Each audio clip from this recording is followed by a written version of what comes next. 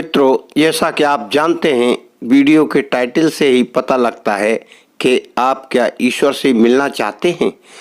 अगर आप मिलना चाहते हैं तो मेरा आपसे यही एक प्रश्न है कि सर्वप्रथम आपने कितने कितने प्रयास किए हैं और क्या क्या प्रयास कर रहे हैं ईश्वर से मिलने के लिए। अगर आप वास्तव में ही मिलना चाहते हैं तो मैं आपसे एक बात ये पूछता हूँ कि आप उससे मिलकर करेंगे क्या और क्या उससे पूछेंगे। तो आपका जवाब मेरे अंदाज में ना ही होगा, क्योंकि अधिकांश लोग ये नहीं समझ पाते कि हम ईश्वर से मिलकर क्या करेंगे। अगर वास्तव में आपको ईश्वर से मिलना है तो मैं आपको ये एक छोटी सी कहानी सुना रहा हूँ, पहले इसे सुन लें, फिर उसके बाद आप खुद ही निश्चय करें कि ईश्वर से मिल सकते हैं या नहीं। इसमें ईश्वर से मिलने का रास्ता साफ है। आप ये कहानी सुनें और फिर अंत में मुझे भी कमेंट करें और बताएं क्या आपको ये कहानी अच्छी लगी। मित्रों, बहुत पहले की बात है, जब ईश्वर की भगवान की चर्चाएं बहुत चला करती थीं तो एक जिज्ञासु सोचा कि मैं भी आज ईश्वर से मिलकर कुछ जानकारी प्राप्त करूं, और ईश्वर से मिलने की चाह में वह एक मंदिर जा पहुंचा। वहां पुजारी जी से कहा कि पुजारी जी, मुझे भगवान से मिलना है। पुजारी जी बोले, आइए आइए, आप दर्शन करिए, यहाँ कुछ दक्षिणा चढ़ाइए।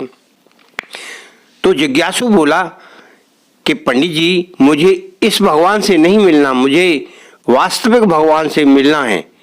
तो पंडित जी बोले कि यहाँ वास्तविक भगवान नहीं मिलेगा, वहाँ पहाड़ी पे ऊपर जाइए, वहाँ एक साधु महात्मा रहते हैं, वही आपको भगवान से मिलवा सकते हैं जो असली भगवान हैं। यहाँ तो केवल यही मूर्ति वाले भगवान मिलेंगे। आपको इनसे मिलना है तो यहाँ दक्षिणा चढ़ाइए और इनके दर्शन कर लीजिए।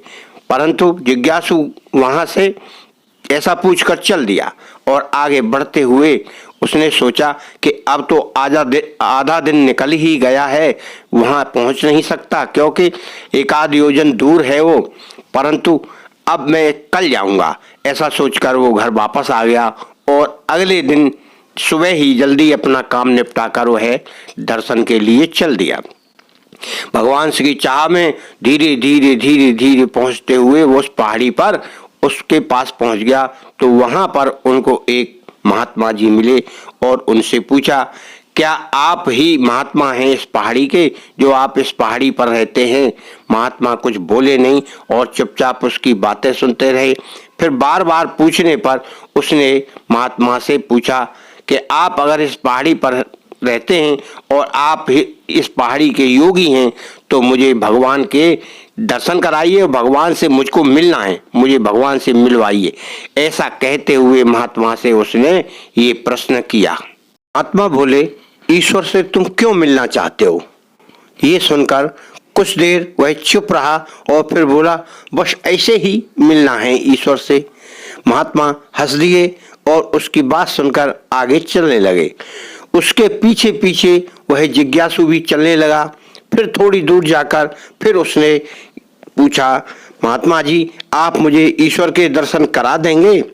यह सुनकर वह महात्मा बोले, आपको ईश्वर के दर्शन करना है तो कल आना।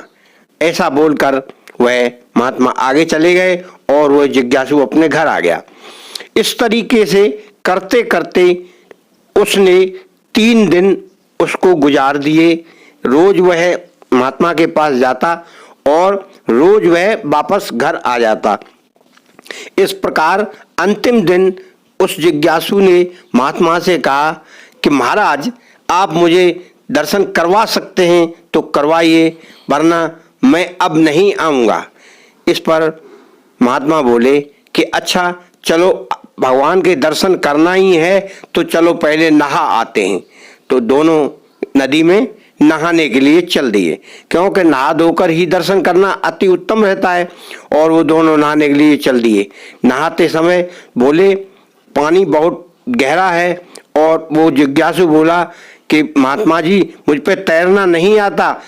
ऐसा सुनते ही महात्मा जी ने उसमें धक्का दे दिया और धक्का देकर उनको नदी में गिरा दिया। नदी में गिरते ही वो बड़ा परेशान होने लगा और बचाओ बचाओ बचाओ बचाओ करके फिर महात्मा ने उसे लास्ट में बचाया तो उसकी जान में जान आई।